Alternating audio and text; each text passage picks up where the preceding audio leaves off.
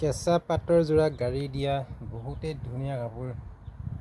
কেঁচা কটন নহয়, এইটো আশী পকোৱা কটন সূতাটো নহয়, এইটো কম দামতো নহয়। এইটো কেঁচা পাটৰ যোৰাটো গাড়ী দিয়া বহুতেই ধুনীয়া হয়। কাৰোবাক লাগিলে অনলাইন অৰ্ডাৰ কৰিব পাৰিব, পচন্দ হ'লে অনলাইন অৰ্ডাৰ কৰিব। মোৰ কণ্টেক্ট নাম্বাৰটো কৈ দিছোঁ 9101300528।